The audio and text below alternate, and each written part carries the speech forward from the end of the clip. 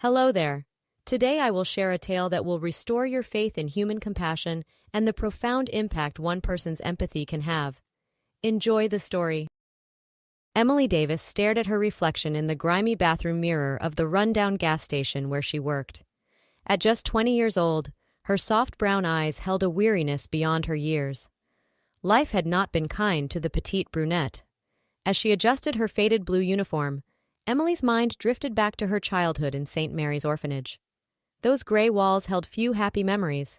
The nuns were strict and the other children ruthlessly competitive, more interested in tearing each other down than forming friendships. But even before the orphanage, Emily's life had been far from idyllic. She had vague recollections of living with her mother until the age of 6. Those years were a blur of shouting matches and slamming doors, usually followed by her mom storming out and not returning for days. Then came the accident. At least, that's what everyone called her mother's fatal drug overdose. After that, Emily was left in the dubious care of her alcoholic stepfather, Rick. For 2 long years, she learned to make herself invisible, lest she become the target of his drunken rages. Most nights, dinner consisted of stale Cheerios or a ketchup sandwich, if there was any food in the house at all. Emily got used to the gnawing ache of hunger in her belly. Thankfully, the neighbors took notice of Rick's neglect and called social services. At 8 years old, Emily was delivered to St. Mary's S. The orphanage at least provided regular meals and a lumpy mattress to sleep on, even if warmth and affection were in short supply. The one bright spot was Mrs. Robertson, the kind-hearted administrator who took a special liking to timid little Emily.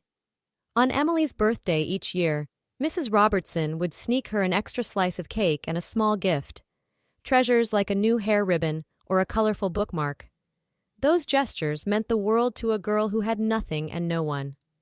But eventually, Emily aged out of the system. On her 18th birthday, she was unceremoniously deposited at a dingy apartment building on the outskirts of town, armed with nothing but a meager monthly stipend and a second-hand set of dishes. Finding work proved difficult with no experience, no connections, and no high school diploma. Emily took whatever odd jobs she could find, walking dogs, babysitting bratty kids, scrubbing toilets. But it was never enough to make ends meet. So when she saw the Help Wanted sign at the 24-hour gas-and-go station, Emily jumped at the chance. The owner, a middle-aged man named Dan Wilson, had leered at her chest as she filled out the application. But she was desperate. Besides, she was used to creepy men eyeing her up. "All right, sweetheart, you're hired," Dan had said with a wolfish grin. "You can start tonight on the overnight shift. Sandra and Olivia will show you the ropes." Emily quickly learned that her co-workers, a hard-faced blonde named Sandra, and her gum-smacking sidekick, Olivia, were not exactly thrilled by the new hire. "Look, newbie," Sandra had hissed on Emily's first shift. "Here's how it works. You skim a little off the top from each customer. A couple bucks here and there. It adds up. Dan gets his cut, and we get ours. Got it?" Emily had shaken her head vehemently. "No way. That's stealing. I'm not doing that." Olivia rolled her heavily mascaraed eyes. "Suit yourself, but I'm telling you, Dan ain't gonna give you no bonus for being Miss Goody Two-Shoes. You gotta take what you can get, if you know what I mean." She gave a pointed glance towards Dan's office. Bile rose in Emily's throat at the insinuation, but she tamped it down. "I'll take my chances," she said firmly. The weeks dragged by in a blur of long shifts, rude customers, and Sandra and Olivia's constant needling. Emily did her best to ignore them and focus on doing her job honestly, but she couldn't help but notice the way Dan's eyes lingered on her when he thought she wasn't looking. It made her skin crawl. Then one day, Dan called a staff meeting looking grim. "Listen up, folks. We got a problem," he said, pacing in agitation. "Profits are way down, even though we're open 24/7 and busier than ever. If this keeps up, I might have to sell the place." Sandra and Olivia exchanged a knowing look, but Emily spoke up hesitantly. "Maybe it's because some people aren't being totally honest with the transactions," she said, avoiding eye contact with her co-workers. Dan narrowed his eyes. "What are you saying, Emily? You accusing someone of stealing?" "No, I just—" Emily trailed off. suddenly losing her nerve under Dan's intense glare. "That's what I thought," Dan growled. "Now, unless someone has a better idea, I'm going to start looking for buyers." Emily's heart sank. She needed this job as much as she hated it. The thought of being back on the unemployment line filled her with dread. A couple months later, Emily was startled to see an unfamiliar car pull into the station. A classic Cadillac that had seen better days. An elderly man with a white beard emerged, looking sheepish. "Fill her up, will you, miss?" he asked Emily. "I'm running on fumes here." As Emily started the pump, Sandra sidled up to the man. "Nice ride, Grandpa. Surprised it still runs," she sneered. The man's weathered face fell. "I know she's not much to look at, but she's got sentimental value. You see, I'm on my way to pick up my son from the airport. Haven't seen him in over 15 years. Olivia joined in the mocking. "Ah, how sweet. Bet Sonny Boy will be real impressed with this old clunker." "Leave him alone," Emily snapped, surprising herself with her own boldness. She turned to the old man with a kind smile. "I'm sure your son will be thrilled to see you, no matter what you're driving." The man smiled gratefully as the pump clicked off. But then his expression turned to dismay. "Oh no, I just realized I forgot my wallet at the motel. I feel so foolish. Listen, I'll leave you my wedding ring as collateral. It's all I have on me. My son can pay when he gets here, and I'll come right back for it, I swear." Sandra and Olivia burst out laughing. "Wedding ring? What a load of crap. Get lost, old man," Sandra said dismissively. But Emily didn't hesitate. She hit the button to complete the sale, paying for the man's gas out of her own pocket. "Don't worry about it," she said softly. "It's on me. You just go get your son." The man's eyes widened in surprise, then welled with tears. "Bless you, young lady. Bless you." He clasped her hand briefly before getting back in his car and driving off. "Have you lost your mind?" Olivia rounded on Emily as soon as he was gone. "You're just giving away gas for free now? Dan's gonna flip his lid."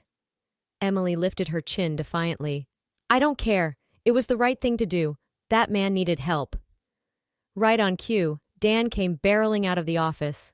"What's this I hear about you giving away free fill-ups?" he bellowed at Emily. She crossed her arms. "That man was just trying to get to his son. He forgot his wallet, but he's coming right back to pay. I trust him." "Trust?" Dan looked apoplectic. "There's no room for trust in business, you stupid girl. That gas is coming out of your paycheck, and you'll be lucky if I don't fire you on the spot." Emily felt her face flush with anger and humiliation, but before she could respond, the sound of a car horn made them all turn. The old Cadillac was back, and pulling up right behind it was a shiny black Mercedes. The old man stepped out beaming, with a younger man who could only be his son. The son, who looked to be in his early 30s with a neatly trimmed beard and expensive suit, strode up to Emily. "I'm Corey Meadows," he said, extending his hand. "I understand I have you to thank for helping my father, Michael, when he was in a jam earlier." Emily shook Corey's hand, feeling a bit dazed. "It was no trouble, really. I was happy to help." Corey smiled warmly. "Well, it means a great deal to us, and as it happens, I'm the new owner of this gas station. Just finalized the sale today." Dan's jaw dropped. "You? You're the new owner?" Corey nodded, his smile fading as he turned to Dan. "And from what I just witnessed, it seems I have some immediate changes to make. Dan, you're fired, effective immediately. And Sandra and Olivia, is it? I've been watching the security footage. I know all about your little skimming scheme. You're both fired as well. Emily here seems to be the only honest employee at this establishment." Emily couldn't believe what she was hearing. She watched in shock as a sputtering Dan stormed off, followed by an indignant Sandra and Olivia. Corey turned back to Emily, his blue eyes crinkling at the corners. "I hope you'll stay on, Emily. I could use someone like you to help me manage this place. In fact, how would you like to oversee all my stations in the area? With a sizable pay raise, of course." Emily's heart leaped. A promotion? A raise? It was more than she had ever dared to dream. "I'd be honored, Mr. Meadows. Thank you for this opportunity. Please, call me Corey." He squeezed her shoulder briefly, sending a tingle down her spine. Over the next few weeks, Emily threw herself into her new role. She worked closely with Corey to implement changes, hire new staff, and improve the customer experience. She found herself looking forward to their daily meetings, to Corey's quick wit and kind smile.